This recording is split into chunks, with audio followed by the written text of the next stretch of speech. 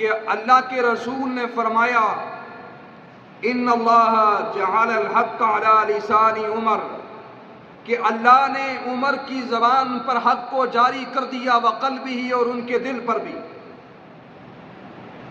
اور اللہ کے رسول نے فرمایا میری امت میں ارحم امتی بھی امتی ابو بکر، سب سے رحم دل ابو بکر ہے، واشدہم فی امر اللہ عمر، اور اسلام کے معاملے میں سب سے زیادہ سختی والا عمر ہے، کہ وہ اسلام کی توہین برداشت نہیں کرتا، وہ اسلام کے خلاف کوئی کام ہوتا ہوا برداشت نہیں کرتا، وہ اسلام کے شعائر کو مٹتا ہوا برداشت نہیں کرتا۔ وہ عمر، وہ عظمت والا، وہ شان والا، وہ مقام والا، وہ مرتبے والا، جس کو اللہ کے رسول نے مانگ کر لیا اللہ سے۔ سارے صحابہ مرید پیغمبر ہیں، اور عمر وہ ہستی ہے جو مراد پیغمبر ہے۔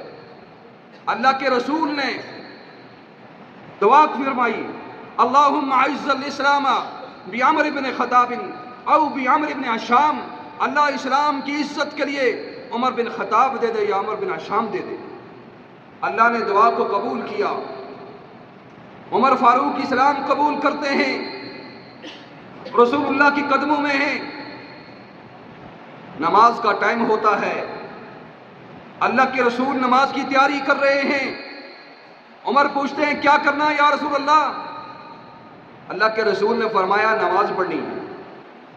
یا رسول اللہ نماز یہاں پڑھنی ہے، بیت اللہ میں نہیں پڑھنی۔ اللہ کے رسول نے فرمایا عمر و ابو جہل، ابو لہب، عتبہ اور شیبہ اسلام کے دشمن رکاوٹ ہیں۔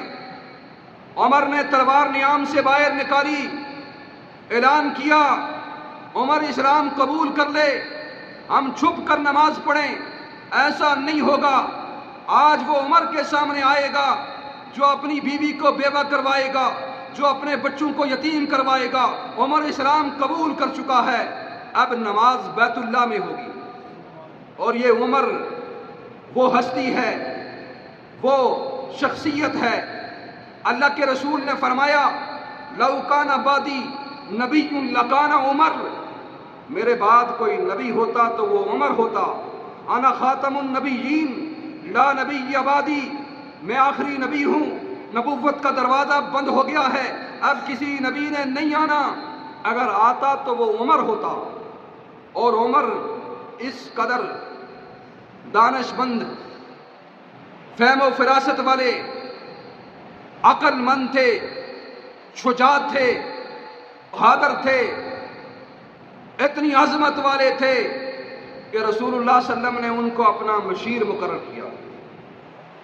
رسول اللہ صلی اللہ علیہ وسلم کے مشیر خاص حضرت عمر تھے، اور حضرت عمر جو مشورہ دیتے اللہ کے رسول اسے پسند کرتے۔ اور اکثر اوقات ایسا بھی ہوا عمر نے جو رائے دی اس کو اللہ نے بھی پسند کیا اور قرآن بنا کر نازل کر دیا۔ قرآن میں 22 یا 28 مقامات ایسے ہیں کہ عمر کی رائے پر اللہ نے قرآن کو نازل فرمایا۔ اب عمر جو رائے دیتے ہیں وہ رسول اللہ بھی پسند کرتے ہیں، وہ قرآن بھی اس پر نازل ہوتا ہے۔ یہ آپ دیکھیے جو لوگ حج کرتے ہیں، عمرہ کرتے ہیں، طواف سے جب فارغ ہوتے ہیں مقام ابراہیم پر 2 نفل پڑھتے ہیں۔